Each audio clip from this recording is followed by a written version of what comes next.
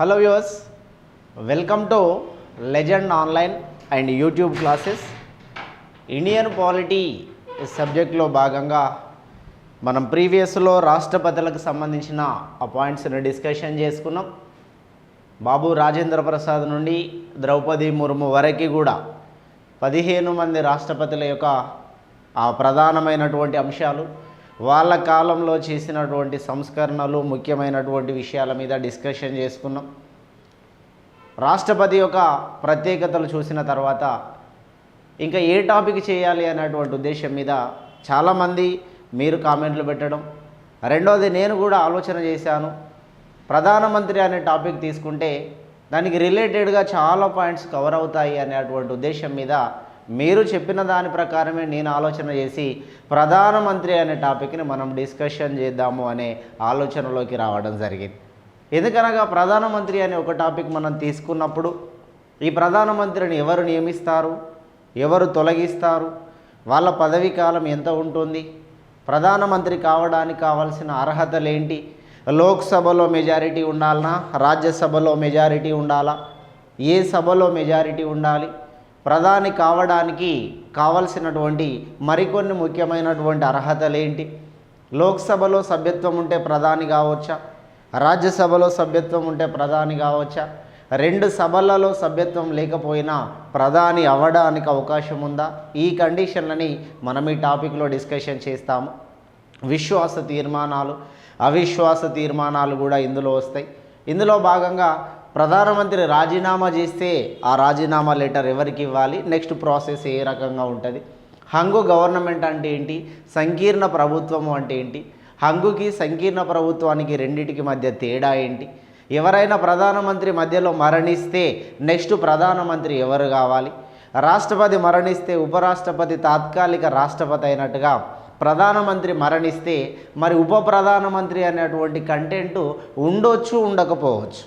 ఉప ప్రధానమంత్రి తప్పకుండా ఉండాలి అనే నిబంధన ఎక్కడా లేదు ఇండియన్ కాన్స్టిట్యూషన్లో. మరి నెక్స్ట్ ప్రధానమంత్రి ఎవరవుతారు, ప్రధానమంత్రి రాజీనామా చేస్తే నెక్స్ట్ ప్రధానమంత్రి ఎవరవుతారు, దేని ఆధారంగా ప్రధానమంత్రి అవుతారు, ఇవన్నీ కూడా మనం ఈ టాపిక్లో డిస్కషన్ చేద్దాం. ఎక్కువగా మనకి రిలేటెడ్ పాయింట్స్ని మనం చూసుకుంటూ ఫార్వర్డ్ అవుతాం.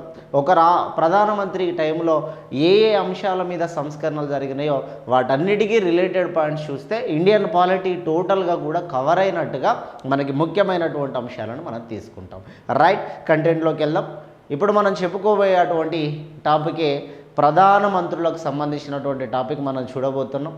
ఈ ప్రధానమంత్రులలో మొదటి ప్రధానమంత్రిని మనం చూస్తున్నాం, గౌరవ జవహర్లాల్ నెహ్రూని మనం భారతదేశ మొదటి ప్రధాని.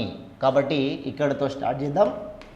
లెజెండ్ క్లాసెస్ ద్వారా మనకి ఇప్పటి వరకు ఉన్నటువంటి ఒక 3 ఆఫర్లు ఉన్నాయండి. ఈ ఆఫర్లలో ఫస్ట్ వన్ మనకి ఇండియన్ హిస్టరీకి సంబంధించి ఇక్కడ మీరు ఎంత యూజ్ చేసుకుంటే అంత మంచిదండి. నేను చెప్పే పాయింట్లను జాగ్రత్త అర్థం చేసుకోండి. ఇండియన్ హిస్టరీకి సంబంధించి 1000 ప్రశ్నలు, ఈ 1000 క్వశ్చన్స్ కానీ విత్ ఎక్స్ప్లెనేషన్ అండి. ఒక్కొక్క క్వశ్చన్కి దాదాపుగా ఒక 10 నుంచి 15 నిమిషాల టైం పడుతుంది.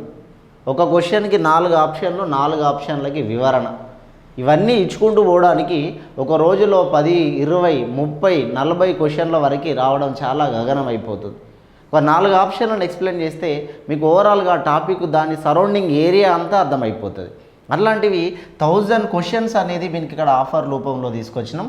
1000 క్వశ్చన్స్ అంటే మీకు ఇండియన్ హిస్టరీకి సంబంధించి ఒక్క బిట్ కూడా పోవడానికి ఇక ఛాన్స్ ఉండదు. దీన్ని ఫాలో అవుతే మళ్ళీ ఎక్స్ప్లెయిన్ చేసే పర్సన్ని కూడా మనం చూడాలి. ఇక్కడ మన మధు సార్ గారు ఆల్రెడీ మనకు చాలా సుపరిచితమైన వ్యక్తి 2 తెలుగు రాష్ట్రాలలో.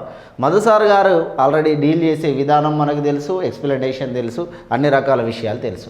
సార్ చెప్తున్నారంటే అలా క్లారిటీగా ఆ ఇన్ఫర్మేషన్ తీసుకొని చెప్తారు. ఈ 1000 క్వశ్చన్ ఇండియన్ హిస్టరీకి గాను మనం పెట్టినటువంటి ప్రైస్ అనేది ఓన్లీ 99 రూపీసే అండి. ఈ 99 రూపీసు ఇండియన్ హిస్టరీకి సంబంధించి, ఇందులో 2 పోస్టర్లు డిజైన్ చేశాము. ఇండియన్ హిస్టరీకి సంబంధించి 99 రూపీస్ ఈ రోజు వరకు ఉండే అటువంటి ఆఫర్. ఈ ఆఫర్ అనేది డైలీ చేంజ్ అవుతుందండి, డైలీ చేంజ్ అవుతూ ఉంటుంది ఆఫర్ ఈ రోజు వరకు మనకి ఇచ్చినటువంటిది 99 రూపీస్. ఈ 99 రూపీస్ మీరు ఇండియన్ హిస్టరీ తీసుకోవాలి అన్నప్పుడు లెజెండ్ క్లాసెస్ అనేది మనకి యాప్ని మీరు డౌన్లోడ్ చేసుకుంటే ఆ యాప్లో మనకి ఈ రకంగా పోస్టర్లు కనబడతాయి. ఈ పోస్టర్లో మీకు ఇండియన్ హిస్టరీ పైన క్లిక్ చేస్తే ఇండియన్ హిస్టరీ దగ్గరికి వెళ్ళి 99 రూపీస్ ఆ పర్చేజ్ దగ్గర మీరు అమౌంట్ పే చేస్తే మీకు యాప్ వస్తుంది. ఈ యాప్ అనేది మనకి 1000 క్వశ్చన్స్ గాను మీకు ఎగ్జామ్ రాసేంత వరకు కూడా ఇవి రికార్డెడ్ క్లాసెస్ ఉంటాయండి. ఇందులో రికార్డెడ్ క్లాసెస్ ఉంటాయి.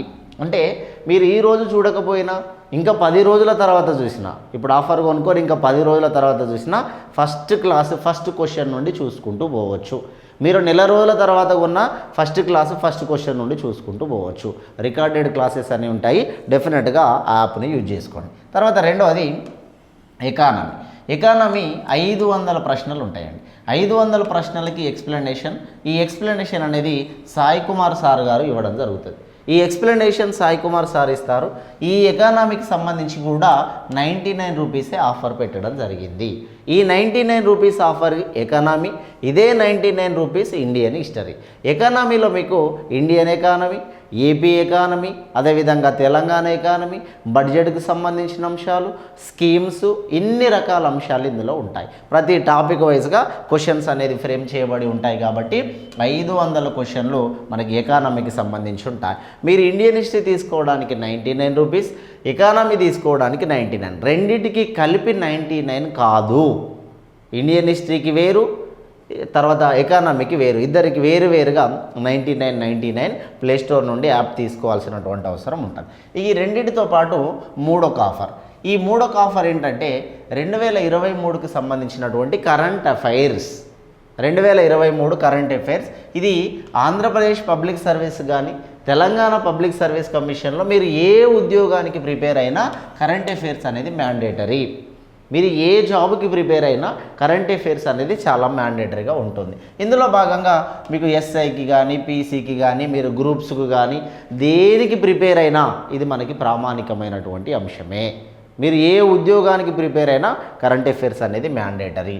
ఈ కరెంట్ అఫైర్స్ గాను మళ్ళీ దీన్ని డీల్ చేసేది కూడా గౌరవ మధు సార్ గారే డీల్ చేస్తారు. ఈ కరెంట్ అఫైర్స్ యాప్ కూడా మనం ఓన్లీ 299 రూపీస్ పెట్టినామండి. 299 రూపాయలే కరెంట్ అఫైర్స్ యాప్ తీసుకున్నాం. ఇది 2023 కరెంట్ అఫైర్స్ యాప్. అంటే 2023 డే 1 నుండి ఈ రోజు వరకు జరిగేటువంటి ప్రతీది కూడా మీకు డే బై డే ఇది లైవ్ క్లాస్ సెషన్స్గా కంటిన్యూ చేస్తాము. సెప్టెంబర్ 20 నుండి ఈ ప్రోగ్రామ్ స్టార్ట్ అవుతుంది. సెప్టెంబర్ 20 నుండి స్టార్ట్ అయ్యే ఈ ప్రోగ్రామ్ అంతా లైవ్ క్లాస్ వర్షన్లో ఉంటుంది. కాబట్టి లెజెండ్ క్లాసెస్ యాప్లో ఈ సవరెడ్ పోస్టర్ కూడా ఫ్రేమ్ చేశారు. దీన్ని 299 రూపాయలకే ఈ ఆఫర్ని యూజ్ చేసుకొని current affairs daily current affairs ఇక్కడ మీకు లైవ్ సెషన్ రూపంలో ఉండడం జరుగుతుంది. కరెంట్ అఫైర్స్కి 299, ఎకనామీకి 500, ఇండియన్ హిస్టరీకి 500 క్వశ్చన్స్, ఇండియన్ హిస్టరీ మనకి 1000 క్వశ్చన్స్, దానికి గాను 99, దీనికి గాను 99 రూపీస్. ఇప్పటివరకు మనకున్నటువంటి ఆఫర్లుగా ఈ 3 ఆఫర్లను చెప్పడం జరిగింది. ఇంకా కంటిన్యూషన్లో మళ్ళీ బాగా గుర్తుంచుకోండి, ఈ 2 సబ్జెక్టులు కంప్లీట్ అయిపోయిన తర్వాత రెండింటిలో ఏ ఒక్కటి కంప్లీట్ అయిపోయినా దానికి వెంటనే పాలిటీ సబ్జెక్ట్ యాడ్ అవుతుందండి. ఇప్పటికే 2 వేరువేరుగా లైవ్ సెషన్స్ అవుతున్నాయి, మీకు యాప్లో అవుతున్నాయి. కాబట్టి కొంత అక్కడ ఆ గ్యాప్ అనేది ఎక్కువగా ఉండట్లేదు. కాబట్టి ఇందులో ఏదైనా ఒక సబ్జెక్ట్ కంప్లీట్ అవుతే వెంటనే మళ్ళీ 3rd సబ్జెక్ట్గా పాలిటీ అనేది స్టార్ట్ చేయడానికి అవకాశం ఉంది. ఇది మీరు తప్పకుండా యూజ్ చేసుకోవాలని కోరుతున్నాం. Thank you very much. First one, Jawaharlal Nehru భారతదేశానికి మొదటి ప్రధాని జవహర్లాల్ నెహ్రూ గురించి డిస్కషన్ చేద్దాం. జవహర్లాల్ నెహ్రూ భారతదేశంలో 1947 ఆగస్టు 15వ తేదీ నుండి 1964 మే 27వ తేదీ వరకు ప్రధానమంత్రిగా ఉన్నాడు. 19 1947 ఆగస్టు 15 నుంచి 1964 మే 27 వరకు పదవిలో ఉన్నాడు. 1964లో పదవిలో ఉండి మరణించడం అనేది జరిగింది. రైట్, మరణం దాకా ఫస్ట్ వెళ్ళడానికన్నా ముందు ఈయన ప్రధానిగా ఉన్నప్పుడు చేసిన విషయాలను చూసుకుంటూ ఈయన మరణించిన దాకా తీసుకొద్దాం. జవహర్లాల్ నెహ్రూ గారు ఉత్తరప్రదేశ్ ప్రాంతంలో జన్మించారు. మనకి బాగా తెలిసిన విషయం, జవహర్లాల్ నెహ్రూ గారి తండ్రి మోతీలాల్ నెహ్రూ గారు కూడా ఈ దేశానికి చాలా క్రియాశీలకమైన రాజకీయాలలో పనిచేసినటువంటి వ్యక్తి. ఈ మోతీలాల్ నెహ్రూ గారు మనకి దేశంలో నెహ్రూ రిపోర్టును ప్రవేశపెట్టాడు. 1928లో నెహ్రూ రిపోర్ట్ అనేది భారతదేశాన్ని తీసుకొచ్చాడు మోతీలాల్ నెహ్రూ. ఆ మోతీలాల్ నెహ్రూ కొడుకే జవహర్లాల్ నెహ్రూ. జవహర్లాల్ నెహ్రూ గారు 1889 సంవత్సరంలో ఉత్తరప్రదేశ్లో 1889 సంవత్సరం నవంబర్ 14న జన్మించడం అనేది జరిగింది. ఈ 1889 నవంబర్ 14న ఈయన జన్మిస్తే నవంబర్ 14ని చిల్డ్రన్స్ డే, బాలల దినోత్సవము అనేటువంటి పేరుతో మనం సెలబ్రేట్ చేస్తాం. బాలల దినోత్సవాన్ని జవహర్లాల్ నెహ్రూ గారి యొక్క బర్త్డే సందర్భంగా బాలల దినోత్సవాన్ని నిర్వహిస్తాం. జవహర్లాల్ నెహ్రూ గారు భారతదేశంలో 1937 కాలంలో యునైటెడ్ ప్రావిన్స్కి ముఖ్యమంత్రిగా చేశాడు జవహర్లాల్ నెహ్రూ. 1937లో యునైటెడ్ ప్రావిన్స్ అంటే రాష్ట్రము. 1937లో యునైటెడ్ ప్రావిన్స్కి ముఖ్యమంత్రిగా చేశాడు జవహర్లాల్ నెహ్రూ. ఈ ముఖ్యమంత్రిగా చేసిన జవహర్లాల్ నెహ్రూ యునైటెడ్ ప్రావిన్స్ అనే పేరుని 1950 నుండి ఉత్తరప్రదేశ్గా మనం పిలవడం జరుగుతుంది. 1950 నుండి ఉత్తరప్రదేశ్గా పిలుస్తున్నాం. ఈ ఉత్తరప్రదేశ్గా 1950లో పేరు తీసుకొచ్చాం. దానికంటే ముందు యునైటెడ్ ప్రావిన్స్ అనే పేరు ఉండేది. ప్రావిన్స్ అంటే రాష్ట్రము. కాబట్టి 1937లో యునైటెడ్ ప్రావిన్స్కి ముఖ్యమంత్రిగా పనిచేసినటువంటి వ్యక్తి జవహర్లాల్ నెహ్రూ. ఈ జవహర్లాల్ నెహ్రూ భారతదేశానికి తొలి ప్రధానమంత్రిగా మనం చెప్పడం జరుగుతుంది. తొలి ప్రధానమంత్రిగా చెప్పడానికి మనకి స్వతంత్రం రావడానికంటే ముందే ప్రధానమంత్రిగా చేసినటువంటి వ్యక్తిగా ఈయనకు చాలా హిస్టారికల్ పాయింట్స్ ఉందండి. 1947 ఆగస్టు 15 అని మనం ఇక్కడ రాస్తున్నాం కదా, కానీ 1946లోనే తాత్కాలిక ప్రభుత్వం అనేది ఒకటి ఏర్పడింది. తాత్కాలిక ప్రభుత్వము, ఇంటేరిమ్ గవర్నమెంట్ అంటాం దీనిని. ఇంటేరిమ్ గవర్నమెంట్, తాత్కాలిక ప్రభుత్వం ఏర్పడింది. 1946 సెప్టెంబర్ 2వ తేదీన తాత్కాలిక ప్రభుత్వం ఏర్పడింది. ఈ తాత్కాలిక ప్రభుత్వం ఏర్పాటు చేయాలని లార్డ్ వెవెల్ సూచించడం జరిగింది. తాత్కాలిక ప్రభుత్వాన్ని ఏర్పాటు చేయాలని లార్డ్ వెవెల్ సూచించాడు. లార్డ్ వెవెల్ సూచన ప్రకారం తాత్కాలిక ప్రభుత్వానికి ప్రధానమంత్రిగా కొనసాగిన లేదా తాత్కాలిక ప్రభుత్వానికి అధ్యక్షుడిగా కొనసాగిన వ్యక్తి కూడా మనకి జవహర్లాల్ నెహ్రూ గారు తాత్కాలిక ప్రభుత్వాన్ని కూడా అధ్యక్షుడిగా చేయడం జరిగింది. 1946 సెప్టెంబర్ 2 నుండి 1947 ఆగస్టు 15 వరకు తాత్కాలిక ప్రభుత్వం. ఆగస్టు 15న భారతదేశానికి స్వాతంత్రం అనేది రావడం జరిగింది. భారతదేశానికి స్వతంత్రం వచ్చిన తర్వాత భారతదేశానికి తొలి ప్రధానమంత్రి అయ్యాడు జవహర్లాల్ నెహ్రూ. మరి భారతదేశానికి స్వతంత్రం వచ్చేటువంటి సమయంలో భారతదేశానికి స్వతంత్రాన్ని ఇచ్చినటువంటి బ్రిటిష్ వాళ్ళ గురించి కూడా ఒక 2 మాటలు చెప్దాం. 1947 సంవత్సరంలో ఆగస్టు 14కి పాకిస్తాన్ ఏర్పడింది, అంటే పాకిస్తాన్కి స్వతంత్రం వచ్చింది. 1947 ఆగస్టు 15కి భారతదేశానికి స్వతంత్రం వచ్చింది. భారతదేశానికి స్వతంత్రం ఇస్తున్నప్పుడు బ్రిటన్ దేశానికి ప్రధానిగా కొనసాగుతున్నటువంటి వ్యక్తి క్లీమెట్ అట్లీ, లార్డ్ క్లీమెట్ అట్లీ అంటామండి. లార్డ్ క్లీమెట్ అట్లీ. ఈ లార్డ్ క్లీమెట్ అట్లీ లేబర్ పార్టీకి సంబంధించిన నాయకుడు. క్లీమెట్ అట్లీ లేబర్ పార్టీ. బ్రిటన్ దేశంలో ద్విపార్టీ వ్యవస్థ ఉంటుంది. రెండు పార్టీల సిస్టమ్ ఉంటుంది బ్రిటన్ దేశంలో. ఒకటి లేబర్ పార్టీ, రెండోది కన్జర్వేటివ్ పార్టీ. బ్రిటన్ దేశంలో ద్విపార్టీ వ్యవస్థ. ఈ ద్విపార్టీ వ్యవస్థ అంటే రెండు పార్టీల సిస్టమ్ ఉంటుంది. ఆ రెండు పార్టీల సిస్టంలో ఒకటి కన్జర్వేటివ్ పార్టీ, రెండోది లేబర్ పార్టీ.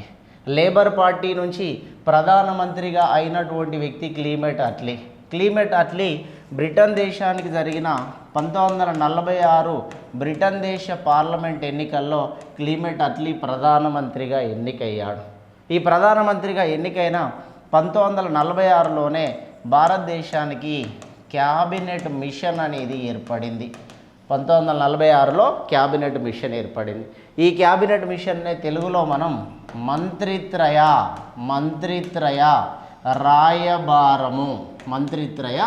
రాయబారము అనే పేరుతో క్యాబినెట్ మిషన్ని పిలుస్తాం.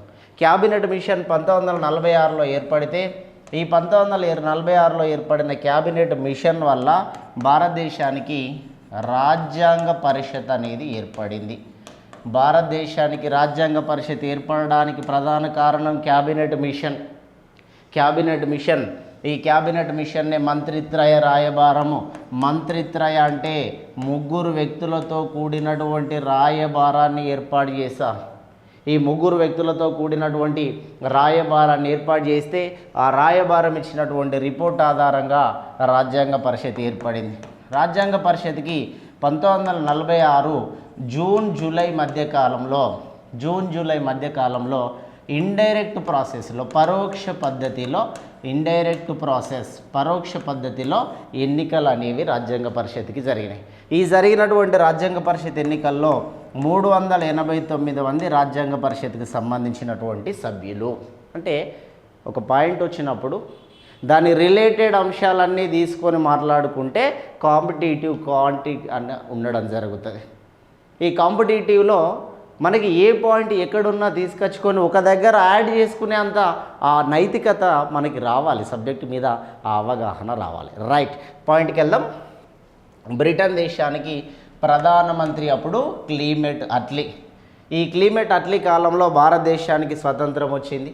భారతదేశ స్వతంత్ర బిల్లు పైన సంతకం చేసిన బ్రిటిష్ రాజు కింగ్ జార్జ్ 6 అంటాం. కింగ్ జార్జ్ 6వ జార్జ్ అనేటువంటి రాజు, బ్రిటిష్ దేశానికి సంబంధించిన 6వ జార్జి అనే రాజు అప్పుడు బ్రిటిష్ దేశ అధ్యక్షుడు. ఆ బ్రిటిష్ దేశ అధ్యక్షుడే మన భారత స్వతంత్ర బిల్లు పైన సంతకం చేయడం జరిగింది. భారత స్వతంత్ర బిల్లు పైన సంతకం చేసినటువంటి వ్యక్తి కింగ్ జార్జ్ 6 అనేటువంటి వ్యక్తి భారతదేశానికి స్వతంత్ర బిల్లు పైన సంతకం చేశాడు. ఇట్లా దేశానికి స్వతంత్రం ఏర్పడింది. ఈ దేశానికి స్వతంత్రం ఏర్పడిన తర్వాత నెహ్రూ మంత్రిమండలి ఏర్పడింది. 1947 కాలంలో స్వతంత్రానికి ముందు తాత్కాలిక ప్రభుత్వం, స్వతంత్రం తర్వాత మొదటి మంత్రిమండలి ఏర్పడింది. మొదటి మంత్రిమండలిలో నెహ్రూ గారు అతి తక్కువ సంఖ్యలో మంత్రిమండలిని ఏర్పాటు చేశారు. క్యాబినెట్ని అతి తక్కువ మంది మంత్రులతో గవర్నమెంట్ ఫామ్ చేశాడు. కేవలం 14 మెంబర్స్ మాత్రమే క్యాబినెట్లో ఉన్నారు. ఇప్పటివరకు అతి తక్కువ మంత్రిమండలిని ఏర్పాటు చేసిన ప్రధానమంత్రి అంటే జవహర్లాల్ నెహ్రూ అవుతారు. ఈ జవహర్లాల్ నెహ్రూ గారు అతి తక్కువ మంది మంత్రులతో క్యాబినెట్ని ఏర్పాటు చేసుకున్నారు. క్యాబినెట్ని ఏర్పాటు చేసుకొని ఆ 14 మెంబర్స్తో గవర్నమెంట్ అనేది కొనసాగించడం జరిగింది. ఇట్లా నెహ్రూ గారు తక్కువ మందితో క్యాబినెట్ని ఏర్పాటు చేసుకున్నారు. జవహర్లాల్ నెహ్రూ గారు ప్రధానమంత్రిగా కొనసాగుతూనే ఆర్థిక శాఖ మంత్రిగా మరియు విదేశాంగ శాఖ మంత్రిగా కొనసాగినాడు. విదేశాంగ విధాన రూపకర్త అంటాం. విదేశాంగ విధాన రూపకర్త అని కూడా పిలవడం జరుగుతుంది. విదేశాంగ మంత్రిగా ఆర్థిక శాఖ మంత్రిగా కొనసాగిన వ్యక్తి అని కూడా జవహర్లాల్ నెహ్రూ గారిని మనం పిలవడం జరుగుతుంది. ఈ జవహర్లాల్ నెహ్రూ గారు భారతదేశంలో ఎక్కువ కాలం ప్రధానిగా చేసినటువంటి వ్యక్తిగా పిలుస్తాం. ఎక్కువ కాలం అంటే 16 సంవత్సరాల 286 రోజులు ప్రధానమంత్రిగా చేసినటువంటి వ్యక్తి. చూడండి, ఒక వ్యక్తి 16 సంవత్సరాల 286 రోజులు కంటిన్యూగా ప్రధానమంత్రిగా చేశారు. 16 సంవత్సరాల 286 రోజులు. ఈయన టర్ములో 17 సార్లు ఎర్రకోట పైన జెండా ఆవిష్కరణ చేశాడు. 17 సార్లు ఎర్రకోట పైన జెండా ఆవిష్కరణ చేశాడు. అంటే అత్యధిక సార్లు జెండా ఆవిష్కరణ చేసిన ప్రధానమంత్రి జవహర్లాల్ నెహ్రూ. జవహర్లాల్ నెహ్రూ 17 సార్లు ఎర్రకోట పైన జెండా ఆవిష్కరణ చేశారు. ఎర్రకోట పైన జెండా ఆవిష్కరణ చేయనటువంటి ప్రధానమంత్రి చంద్రశేఖర్. పార్లమెంటు పై నుండి పార్లమెంటులో ప్రసంగించినటువంటి వ్యక్తి, పార్లమెంటులో అడుగు పెట్టినటువంటి వ్యక్తి అని చౌదరి చరణ్ సింగ్ను అంటాం. చౌదరి చరణ్ సింగ్ పార్లమెంటులో అడుగు పెట్టినటువంటి ప్రధానమంత్రి. ఎర్రకోట పైన జెండా ఆవిష్కరణ చేయనటువంటి ప్రధానమంత్రి చంద్రశేఖర్ జెండా ఆవిష్కరణ చేయలేదు అని చెప్తాం. ఇట్లా ఇద్దరు వేరు వేరు వ్యక్తుల గురించి మనం మాట్లాడాం. అయితే ఈ 16 సంవత్సరాల 286 రోజులు ఈ దేశానికి ప్రధానమంత్రిగా కొనసాగినటువంటి వ్యక్తి. ఒక్కడి చేతిలోనే ఈ దేశం 16 సంవత్సరాల 286 రోజులు. మరి 286 రోజులకి ఏమైంది sir? Last end of the day ఏమైంది? జవహర్లాల్ నెహ్రూ గారు పదవిలో ఉండి మరణించడం జరిగింది. 1964 కాలంలో మే 27వ తేదీన జవహర్లాల్ నెహ్రూ గారు అనారోగ్య కారణంతో మరణించారు. ఒకవేళ అనారోగ్య కారణంగా మరణించకపోతే ఇంకా ఎన్ని సంవత్సరాలైనా ఆయనే కొనసాగే పరిస్థితి ఉండేది. ఆ కుటుంబానికి అప్పుడు ఒక అభిముఖంగా పోయే మనిషి లేడేవాడు.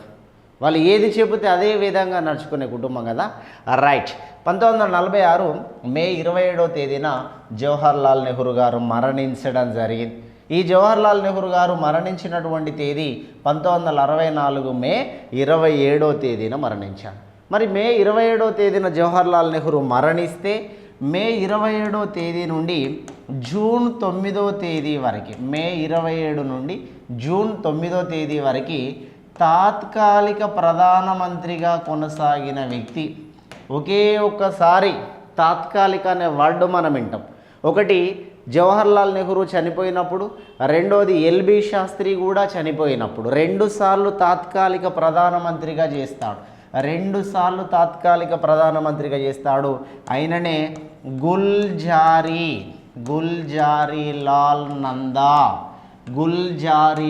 నందా, ఈయననే జిఎల్ నందా అనే అటువంటి పేరుతో పిలవడం జరుగుతుంది. భారతదేశానికి తాత్కాలిక ప్రధాని అనే పదం మనకి 2 సందర్భాలలో వినబడుతుంది.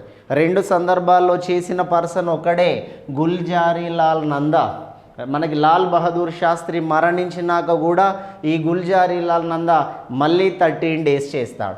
నెహ్రూ మరణించినప్పుడు 13 డేస్ చేసినటువంటి వ్యక్తి కూడా గుల్జారీలాల్ నందా. ఈ గుల్జారీలాల్ నందాకి 1997లో భారతరత్న అవార్డు కూడా రావడం జరిగింది. భారతరత్న కూడా వచ్చింది.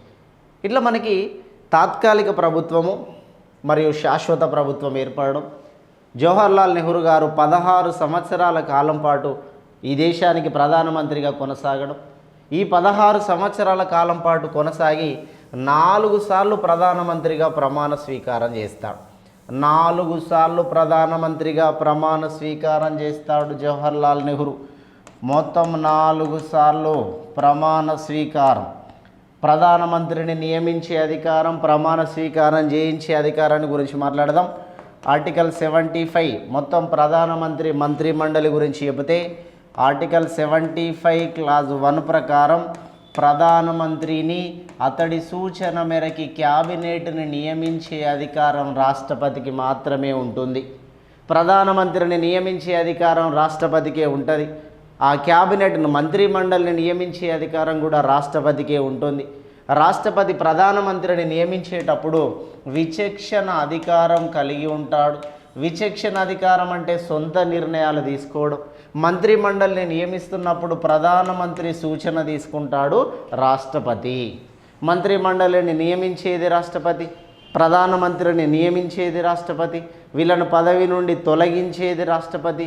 మంత్రిమండలి ఎంతకాలం పదవిలో ఉంటారు అని అంటే రాష్ట్రపతి విశ్వాసం ఉన్నంత వరకే పదవిలో ఉంటారు. బాగా జాగ్రత్తగా గుర్తుపెట్టుకోవాలి ప్యాట్. మంత్రిమండలి ఎంతకాలం పదవిలో ఉంటారండి? రాష్ట్రపతి విశ్వాసం ఉన్నంత వరకే పదవిలో ఉండడం జరుగుతుంది. ఇట్లా మనకి 4 సార్లు ప్రమాణ స్వీకారం చేయించేది కూడా రాష్ట్రపతినే. 4 సార్లు ప్రధానిగా చేసినటువంటి వ్యక్తి జవహర్లాల్ నెహ్రూ.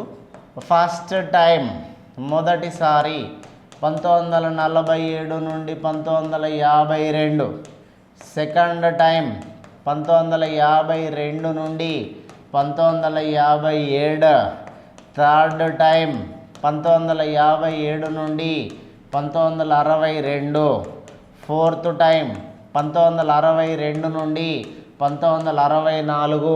1964లో జవహర్లాల్ నెహ్రూ గారు మరణించడం జరిగింది.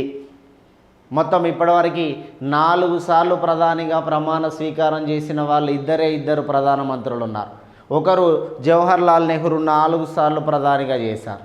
ఇందిరాగాంధీ 4 సార్లు ప్రధానిగా చేశారు. అటల్ బిహారీ వాజ్పేయి 3 సార్లు ప్రధానిగా చేశాడు.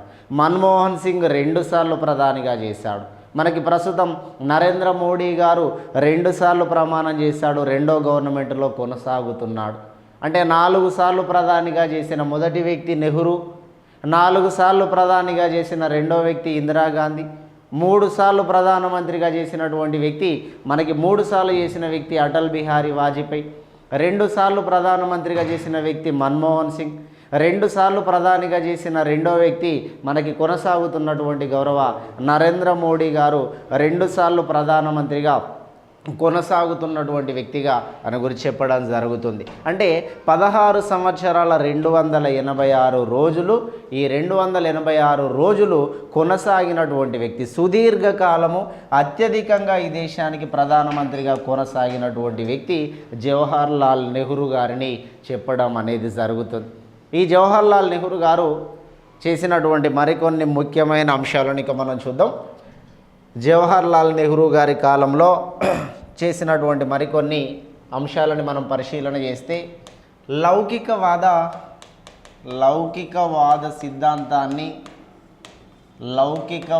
సిద్ధాంతాన్ని భారతదేశంలో ప్రవేశపెట్టిన వ్యక్తి జవహర్లాల్ నెహ్రూ. చాలా కన్ఫ్యూజన్ ఉంటుంది ఈ పాయింట్.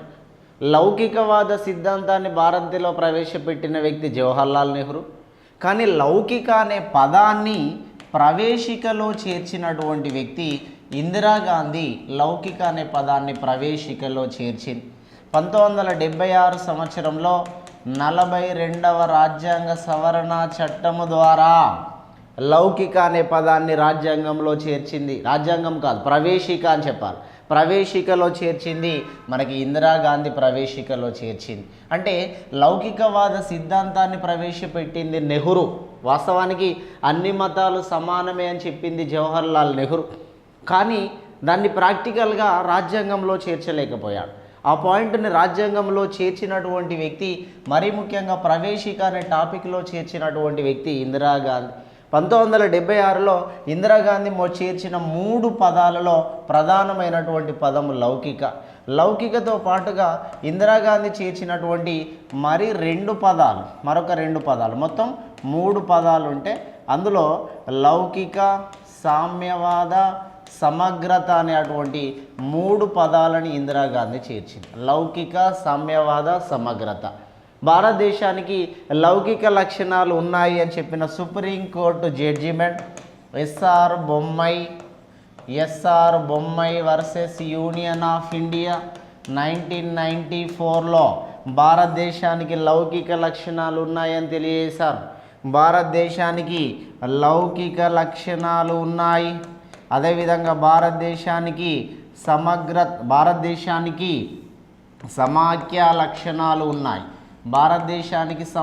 లక్షణాలు ఉన్నాయి. భారతదేశానికి లౌకిక లక్షణాలు ఉన్నాయి అని తెలియజేసినటువంటి కేసు సుప్రీంకోర్టు ఇచ్చినటువంటి judgement SR Bommai versus union of ఇండియాలో చెప్పారు. రైట్. సామ్యవాద విధానాన్ని లేదా సామ్యవాద సిద్ధాంతాన్ని భారతదేశంలో ప్రవేశపెట్టినటువంటి వ్యక్తి జవహర్లాల్ నెహ్రూ అనేటువంటి పేరుతో ఈయనకు ఆ పాయింట్ చెప్పడం జరిగింది. ఆనకట్టలు ఏవైతే ఉన్నాయో ఆనకట్టలను అంటే డ్యామ్స్, ఆనకట్టలని ఆధునిక దేవాలయాలతో పోల్చారు. ఆనకట్టలు అంటే డ్యామ్స్, ఆనకట్టలని ఆధునిక దేవాలయాలు అనే పేరుతో పోలిక చేసింది జవహర్లాల్ నెహ్రూ. అంత ప్రియారిటీ ఇచ్చారు. గంగా నదిని భారతదేశానికి సంబంధించిన ఆత్మ అని పోలిక చేశాడు. గంగా నదిని భారతదేశ ఆత్మ, భారతదేశానికి ఆత్మ అని పోలిక చేసిన వ్యక్తి జవహర్లాల్ నెహ్రూ. ఈ విధానాన్ని పోలిక చేయడం జరిగింది.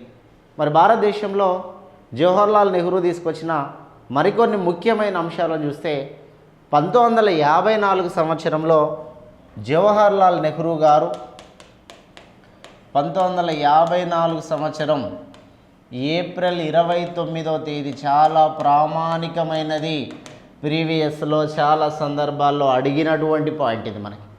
1954 ఏప్రిల్ 29న జవహర్లాల్ నెహ్రూ చైనా దేశంతో పంచశీల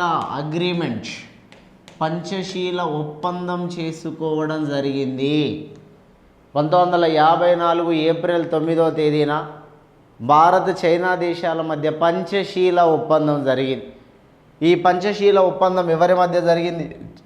అప్పుడు ప్రధానమంత్రి జవహర్లాల్ నెహ్రూ. అదేవిధంగా చైనా దేశానికి సంబంధించిన చౌ ఎన్ లై అనే అటువంటి చైనా దేశ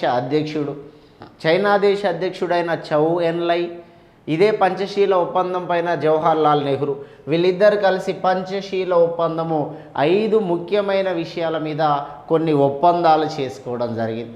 పంచశీల ఒప్పందం అంటే 5 ముఖ్యమైనటువంటి అంశాల మీద ఒప్పందం చేసుకోవడం జరిగింది.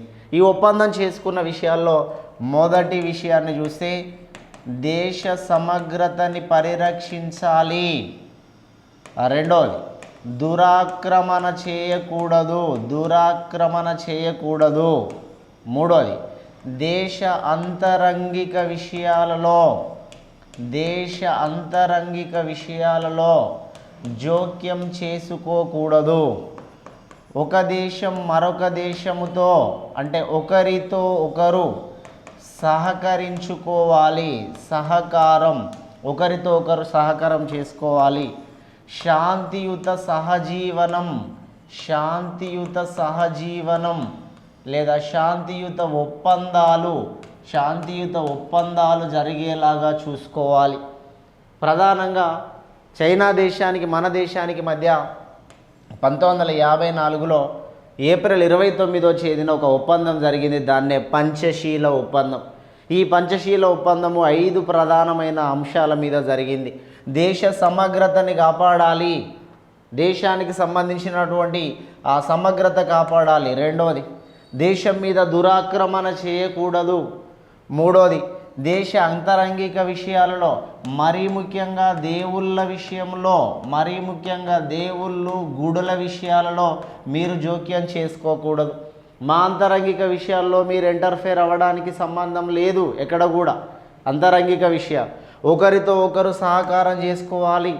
అదేవిధంగా శాంతియుత ఒప్పందాలు లేదా శాంతియుత సహజీవనం అనే దాన్ని కొనసాగించాలని 1954లో పంచశీల ఒప్పందం జరిగింది. ఇది చారిత్రాత్మకమైనటువంటి విషయముగా చైనా దేశానికి మన దేశానికి మధ్య జరిగిన చారిత్రాత్మకమైనటువంటి విషయంగా మనం చెప్పడానికి అవకాశం ఉంటుంది. ఈ పంచశీల ఒప్పందం జరిగినాక ఒక సంవత్సరానికి 1955 సంవత్సరంలో మన జవహర్లాల్ నెహ్రూ గారికి భారత రత్న అనే అవార్డుని ప్రదానం చేయడం జరిగింది. 1954లో పంచశీల ఒప్పందం, 1955లో భారతరత్న అవార్డును పొందినటువంటి వ్యక్తి జవహర్లాల్ నెహ్రూ గారు 1955లో భారతరత్న అవార్డుని పొందడం అనేది జరిగింది. అదేవిధంగా 1956లో మొదటి పారిశ్రామిక తీర్మానము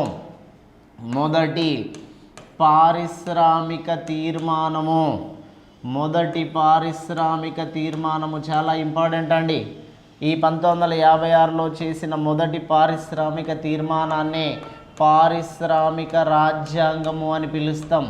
పారిశ్రామిక తీర్మానము లేదా పారిశ్రామిక రాజ్యాంగము. ఆ పారిశ్రామిక రాజ్యాంగమే 1956 అనేటువంటి పేరుతో దీన్ని పిలవడం జరుగుతుంది. 1956కు సంబంధించిన విషయం. Next continuation. 1959లో పంచాయతీరాజ్ వ్యవస్థని దానికి శ్రీకారం చుచ్చినాడు అని చెప్తాం.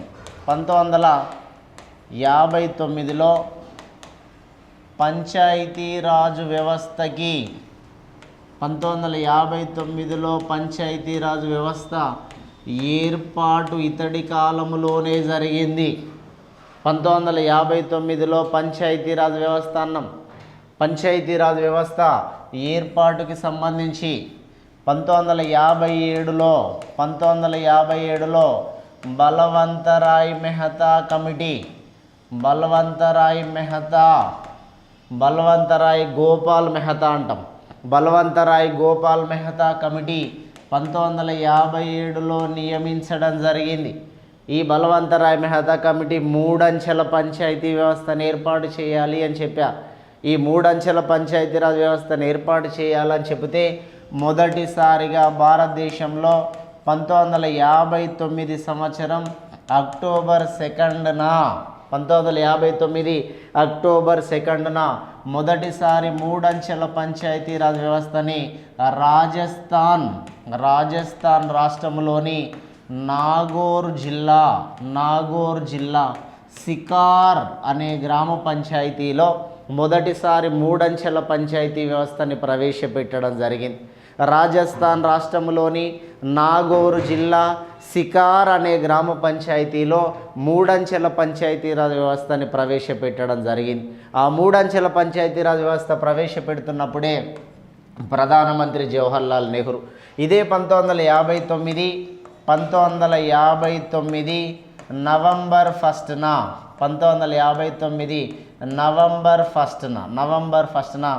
ఆంధ్రప్రదేశ్లో పంచాయతీరాజ్ వ్యవస్థ ఏర్పడడం జరిగింది. 1959 నవంబర్ 1న ఆంధ్రప్రదేశ్లో పంచాయతీరాజ్ వ్యవస్థ ఏర్పడింది. ఈ పంచాయతీరాజ్ వ్యవస్థ మొదటిసారిగా ఏర్పడింది రాజస్థాన్ రాష్ట్రం. పంచాయతీరాజ్ వ్యవస్థ రెండవసారి ఏర్పడింది ఆంధ్రప్రదేశ్లో ఏర్పడింది 1949 నవంబర్ 1న ఆంధ్రప్రదేశ్లో ఏర్పడడం అనేది జరిగింది. దీనికి శ్రీకారం చుట్టినటువంటి వ్యక్తి, అంటే దీన్ని ఏర్పాటు చేసినటువంటి వ్యక్తి, మొదటిసారి 3 అంచెల పంచాయతీ వ్యవస్థ అనేటువంటిది ఏర్పాటైనప్పుడు మనకి భారతదేశంలో ఇతడి కాలంలోనే ఏర్పడింది కాబట్టి శ్రీకారం చుట్టిన వ్యక్తి అని అంటాం.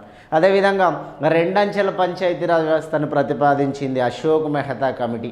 2 అంచెల పంచాయతీరాజ్ వ్యవస్థ అశోక్ మెహతా చెప్పినట్టుగా మొదటిసారిగా 2 అంచెల పంచాయతీరాజ్ వ్యవస్థని కర్ణాటకలో ఏర్పాటు చేశాం.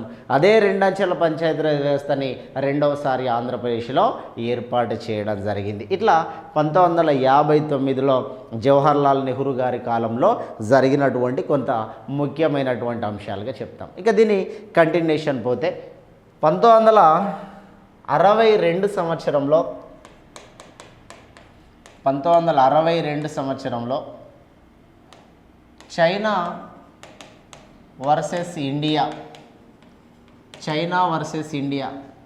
చైనా భారతదేశం మీద ఇన్వాషన్ అంటే దురాక్రమణ చేసింది. చైనా భారతదేశం మీద దురాక్రమణ చేసింది. జమ్మూ కాశ్మీర్ విషయంలో, అరుణాచల్ ప్రదేశ్ విషయంలో చైనా భారతదేశం మీద దురాక్రమణ చేసింది. చైనా భారతదేశం మీద దురాక్రమణ చేసినందుకు గాను తప్పకుండా అత్యవసర పరిస్థితి విధించాల్సి వచ్చింది. అత్యవసర పరిస్థితి విధిస్తే మొదటిసారి జాతీయ అత్యవసర పరిస్థితి విధించాల్సి వచ్చింది. అత్యవసర పరిస్థితులని మనం 3 రకాలుగా చెప్పినాము.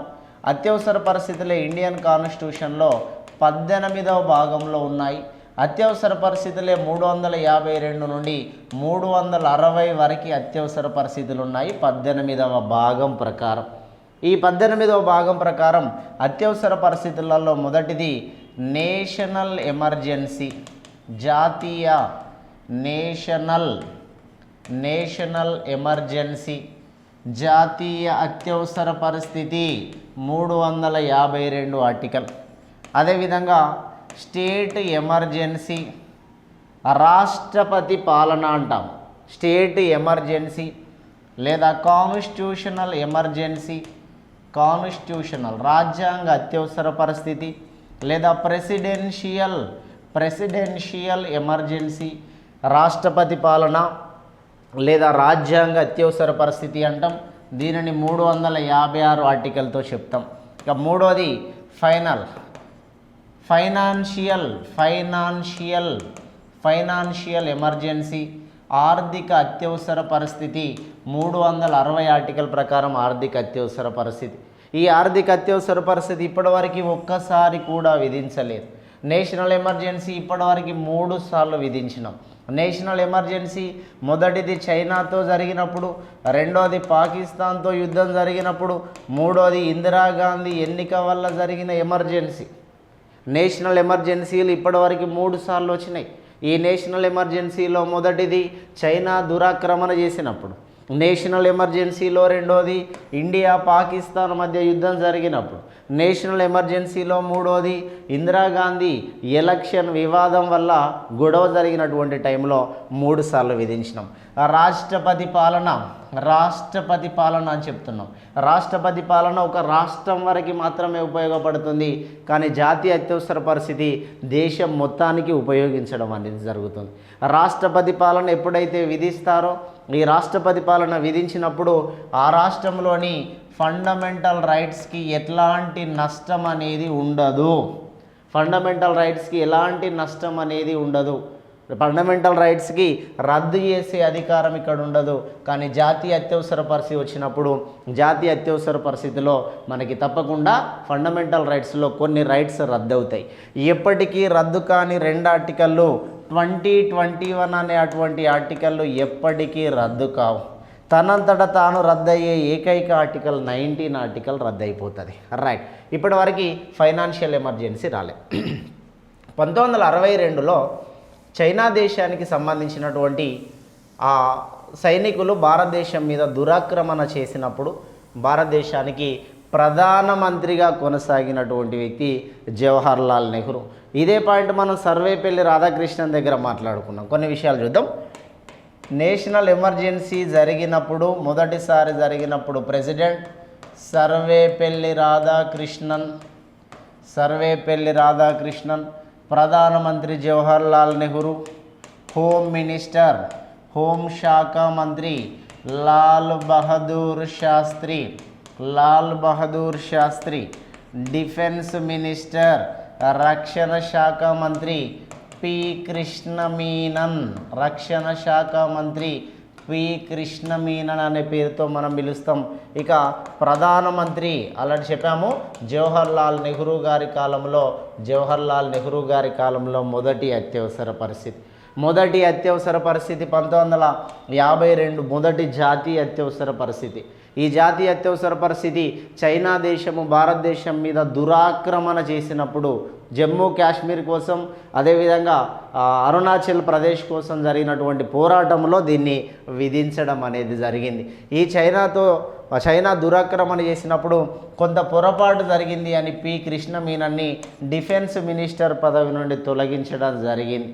అయితే ఈ చైనా దేశం భారతదేశం మీద దురాక్రమణ చేసినప్పుడు ఆ యుద్ధంలో చైనా దేశం గెలిచింది, భారతదేశం ఓటమి పాలవడం జరిగింది.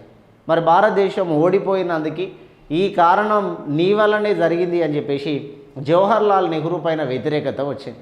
ఆ వ్యతిరేకత మామూలుగా కాదు, పార్లమెంటులో వ్యతిరేకత వచ్చి ఆ పార్లమెంటులో వచ్చినటువంటి వ్యతిరేకత వల్ల అవిశ్వాస తీర్మానాన్ని ప్రవేశపెట్టాల్సినటువంటి పరిస్థితి ఏర్పడింది. అందుకే 1963లో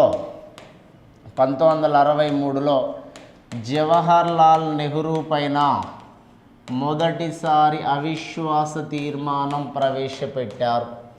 1963లో ప్రవేశపెట్టారు.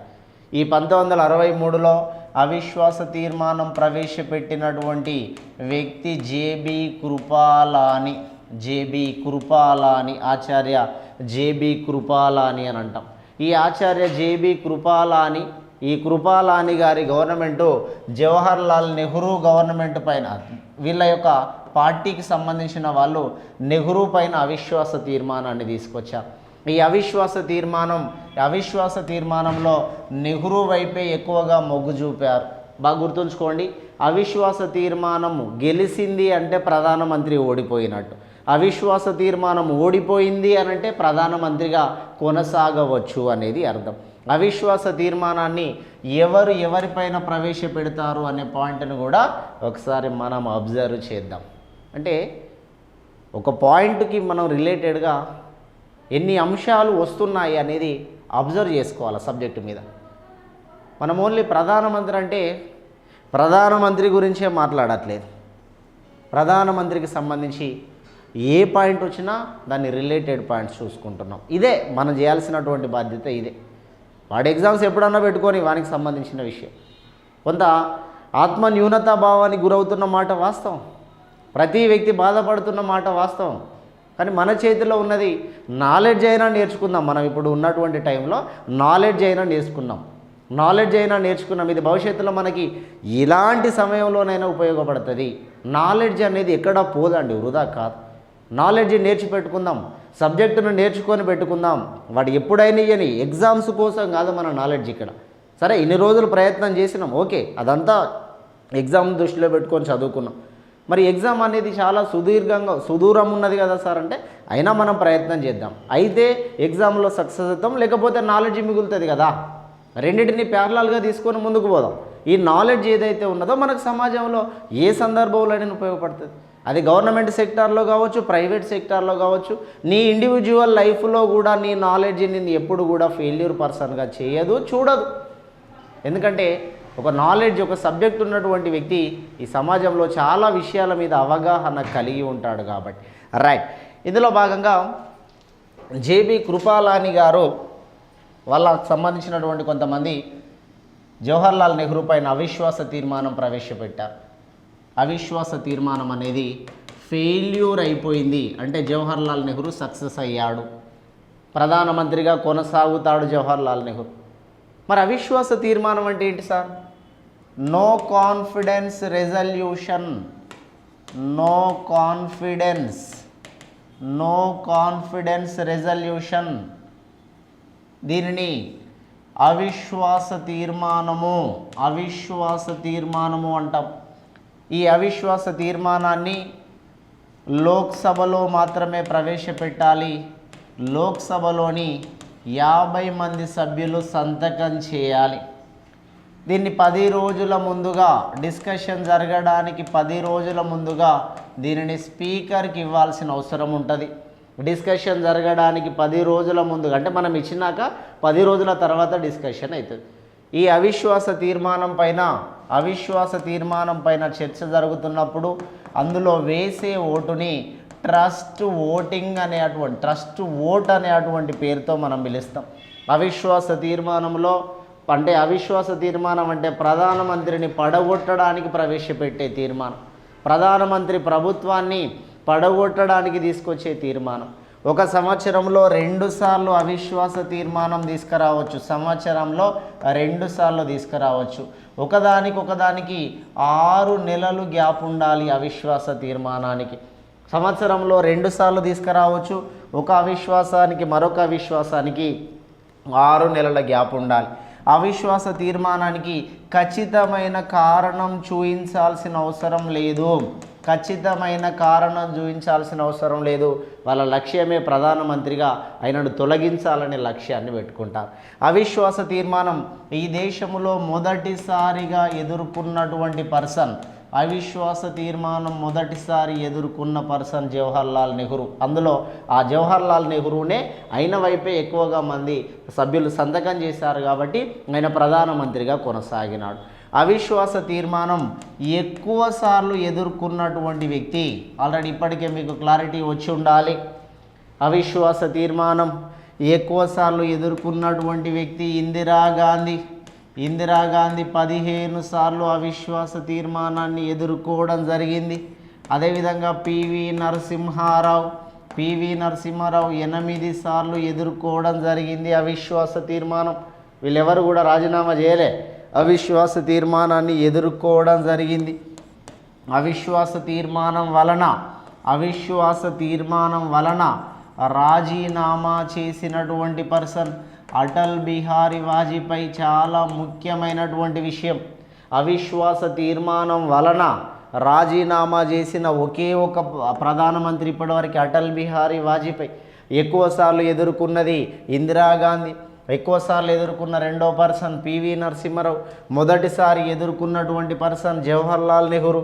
ఇక లేటెస్ట్గా మనకి 28 సార్లు అవిశ్వాస తీర్మానాన్ని ప్రవేశపెట్టారు 2023తో కలుపుకొని.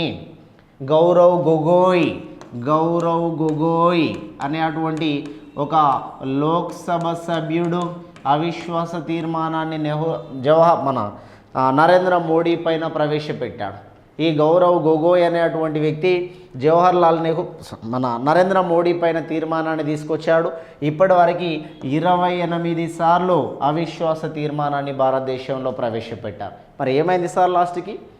కాంగ్రెస్ వాళ్ళు డిస్కషన్ జరుగుతున్న సమయానికి వాకౌట్ చేసి బయటికి వెళ్ళిపోయారు. కాంగ్రెస్ వాళ్ళు ఇందులో గెలవరు అనేది వాళ్ళకి కూడా తెలుసు. నరేంద్ర మోడీ సైడే ఎక్కువ మెజారిటీ ఉన్నదనేది కూడా వాళ్ళకి తెలుసు. దీన్ని ప్రవేశపెట్టడానికి ప్రధాన కారణం మణిపూర్లో జరుగుతున్నటువంటి అల్లర్ల మీద ప్రధానమంత్రి మాట్లాడాలి అనే ఉద్దేశం.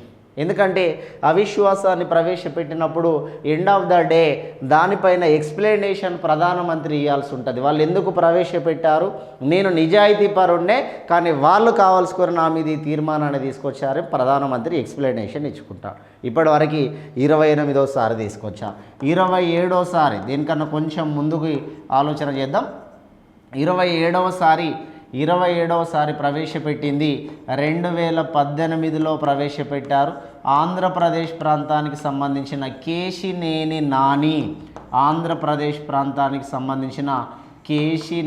నాని అనేటువంటి పర్సన్ 2018లో మనకి 27సారి అవిశ్వాస తీర్మానాన్ని ప్రవేశపెట్టాడు. ఆయన టీడీపీ పార్టీకి సంబంధించిన వ్యక్తి. ఇప్పటివరకు అవిశ్వాస తీర్మానంలో రాజీనామా చేసిన ఒకే ఒక్క ప్రధానమంత్రి అటల్ బిహారీ వాజ్పేయి. 3 సార్లు ప్రధానమంత్రి అయితే 3 ప్రధానమంత్రి పదవులలో 2 సార్లు రాజీనామా చేశారు. ఒకటి విశ్వాస తీర్మానం వల్ల, రెండవది అవిశ్వాస తీర్మానం వల్ల 2 సార్లు రాజీనామా చేశాడు. లాస్ట్ టైం 1999 నుండి 2004 వరకు కొనసాగి కొంత ముందుగానే మళ్ళీ ముందస్తు ఎన్నికలకు వచ్చి ఆ ముందస్తు ఎన్నికల్లో ఓడిపోయాడు అటల్ బిహారీ వాజ్పేయి. ఆ ముందస్తు ఎన్నికల్లో వాజ్పేయి ఓడిపోతే UPA 1 మన్మోహన్ సింగ్ గవర్నమెంట్ అనేది మళ్ళీ స్టార్ట్ అయింది, కాంగ్రెస్ పార్టీ స్టార్ట్ అయింది. ఇట్లా అవిశ్వాస తీర్మానం అనేది 1963లో వచ్చింది. ఇది రావడానికి ప్రధాన కారణం 1962 భారతదేశానికి చైనా దేశం మధ్య జరిగినటువంటి నేషనల్ ఎమర్జెన్సీ. ఈ ఎమర్జెన్సీలో భారతదేశం అనేది ఓడిపోవడం, చైనా దేశం గెలవడం, ఇదంతటికీ ప్రధాన కారణం నెహ్రూ అనేటువంటి ఉద్దేశం మీద నెహ్రూ పైన వ్యతిరేకత వచ్చి దీన్ని తీసుకురావడం అనేది జరిగింది. ఇట్లా ఇప్పటివరకు జరిగినటువంటి ముఖ్యమైన సంఘటన. ఇక దీని తర్వాత ఇంకొక అంశాన్ని చూద్దాం. ఇందులో ముఖ్యమైన అంశము జవహర్లాల్ నెహ్రూ గారు ఫస్ట్ బీసీ కమిషన్ను కూడా నియమించారండి. ఆయన గురించి చెప్తున్నప్పుడు ఇది కూడా important point. First BC commission నియమించారు. ఈ బీసీ కమిషన్కి అధ్యక్షుడే కాకా కాలేల్కర్. ఫస్ట్ బీసీ కమిషన్కి అధ్యక్షుడు కాకా కాలేల్కర్. ఈ ఫస్ట్ బీసీ కమిషన్ 1953లో నియమించారు. 1955లో రిపోర్ట్ సబ్మిషన్ చేశారు, రిపోర్ట్ ఇచ్చారు. భారతదేశంలో మొదటి బీసీ కమిషన్ కాకా కాలేల్కర్ కమిషన్. ఈ కాకా కాలేల్కర్ కమిషన్ని నియమించినప్పుడు జవహర్లాల్ నెహ్రూ ప్రధానమంత్రి, కాకా కాలేల్కరే అధ్యక్షుడిగా ఉన్నాడు. 1953లో నియమిస్తే 55లో రిపోర్ట్ ఇచ్చారు. భారతదేశంలో రెండవ బీసీ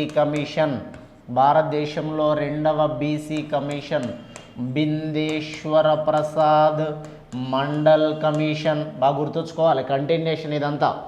భారతదేశంలో రెండవ BC commission Bindeshwar Prasad Mandal, BP Mandal commission అంటాం. బీపీ మండల్ కమిషన్ని 1977లో నియమిస్తే ఈ బీపీ మండల్ కమిషన్ 1980లో రిపోర్టు సబ్మిషన్ చేసింది. 1977లో నియమిస్తే 1977-78 మధ్య కాలంలో నియమించారు. మొరార్జీ దేశాయ్ కాలంలో నియమించారు. మొరార్జీ దేశాయ్ బీసీ కమిషన్ అయినటువంటి బిందేశ్వర ప్రసాద్ మండల్ 77-78 మధ్య కాలంలో బిందేశ్వర ప్రసాద్ మండల్ అధ్యక్షతన నియమించారు. ఈ బిందేశ్వర ప్రసాద్ మండల్ అనేటువంటి బీహార్ ప్రాంతానికి సీఎంగా కూడా చేసినటువంటి వ్యక్తి. బిందేశ్వర ప్రసాద్ మండల్ కమిషన్ అంటాం. ఇది భారతదేశంలో రెండవ బీసీ కమిషన్గా మనం చెప్పాం. మొదటి బీసీ కమిషన్ నెహ్రూ కాలంలో, రెండవ బీసీ కమిషన్ మొరార్జీ దేశాయ్ కాలంలో ఈ దేశంలో నియమించబడడం అనేది జరిగింది. ఇట్లా జవహర్లాల్ నెహ్రూ గారు భారతదేశానికి సంబంధించినటువంటి చాలా ముఖ్యమైనటువంటి అంశాలని ఇలా తీసుకురావడం జరిగింది భారతదేశంలో. మరి జవహర్లాల్ నెహ్రూ గారి కాలంలో ఆయనే రచించినటువంటి కొన్ని పుస్తకాలలో కొన్ని ముఖ్యమైన బుక్కులను కూడా చూద్దాం. వాటిపైన కూడా ప్రీవియస్లో కొన్ని ముఖ్యాంశాలు వస్తున్నాయి. జవహర్లాల్ నెహ్రూ రచించినటువంటి బుక్కులలో అంటే రచనలలో జవహర్లాల్ నెహ్రూ రచించినటువంటి కొన్ని ప్రధానమైన రచనలు, ముఖ్యమైనటువంటి రచనలు, దాదాపుగా 100కు పైన పుస్తకాలు రాశాడండి జవహర్లాల్ నెహ్రూ. ఒక 100కు పైగా పుస్తకాలు రచించడం జరిగింది. ఆయన రాసినటువంటి ఆ పుస్తకాలలో కొన్ని ముఖ్యమైనటువంటి ఆ బుక్స్ను మనం పరిశీలన చేద్దాం. Glimpses of world history,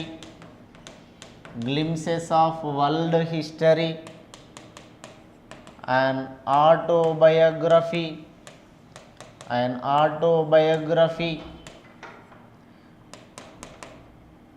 discovery of India,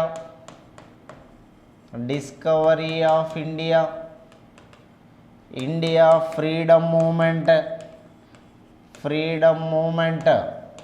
స్వతంత్రానికి సంబంధించిన ఉద్యమ పోరాటాన్ని కూడా రచించాడు. జమ్మూ అండ్ కాశ్మీర్ హిస్టరీ అనే బుక్ను కూడా రచించాడు. మహాత్మా గాంధీ ఆయనకు సంబంధించినటువంటి లైఫ్ స్టైల్ గాంధీజీ యొక్క జీవిత చరిత్ర పైన కూడా పుస్తకాలు రచించడం జరిగింది. అదేవిధంగా ఈయన కొంతకాలం ప్రిజన్ అంటే జైల్లో ఉన్నప్పుడు a letter from father to daughter అంటే ఈ లేఖ తండ్రి నుండి కూతురికి సంబంధించిన లేఖ అని చెప్పేసి కొన్ని ముఖ్యమైనటువంటి ఆ లేఖలు కూడా ఇట్లా రాయడం జరిగింది. ఇవన్నీ కూడా జవహర్లాల్ నెహ్రూ గారి కాలంలో భారతదేశంలో జరిగినటువంటి సంస్కరణలు. ఒక్క పాయింట్ను మనం ఆధారంగా తీసుకుంటే దానికి సంబంధించినటువంటి ఓవరాల్ హిస్టరీ అంతా మనం తీసుకుంటాం. ఇట్లా ప్రధానమంత్రులు అనేటువంటి సెషన్ ఏదైతే ఉందో ఈ ప్రధానమంత్రుల సెషన్ని మనం కంటిన్యూ చేయాల్సినటువంటి అవసరం ఉంటుంది. ఒక ప్రధానమంత్రిని మనకి ఆధారంగా తీసుకుంటే వాళ్ళకి సంబంధించినటువంటి ముఖ్యమైనటువంటి ఆర్టికళ్ళు, ఆ ముఖ్యమైనటువంటి ఆ ప్రతిపాదనలు, ప్రధానమంత్రి యొక్క జీవిత చరిత్ర ఒక్కొక్కటి చాలా కొత్త విషయాలు మనం నేర్చుకోవాల్సినటువంటి అవసరం ఉంటుంది. పదవిలో ఉండి మరణించిన మొదటి ప్రధానమంత్రి జవహర్లాల్ నెహ్రూ, కానీ విదేశాలలో మరణించిన వ్యక్తి అని చెప్పేసి మళ్ళీ ఎల్బి శాస్త్రి గారిని మనం పిలుచుకుంటాం. ఇట్లాంటి అంశాలన్నీ ఒక ఆర్డర్గా మనం ఈ రకంగా చూడాల్సి వస్తుంది. వీటిని డైలీ మీరు అబ్జర్వ్ చేసుకోండి, నోట్ చేసుకోండి. దీనిపైన తప్పకుండా మీ కామెంట్స్ కూడా తెలియజేయాలి. అదేవిధంగా దీన్ని లైక్ చేయండి, షేర్ చేయండి. మరికొంతమందికి ఇది వీడియో వెళ్ళేలాగా మీరు దీన్ని షేర్ చేయాలి. లెజెండ్ క్లాసెస్ ద్వారా వస్తున్నటువంటి ప్రతి యాప్ని మీరు ఉపయోగించుకొని సక్సెస్ కావాలని కోరుతున్నాను. Thank you very much.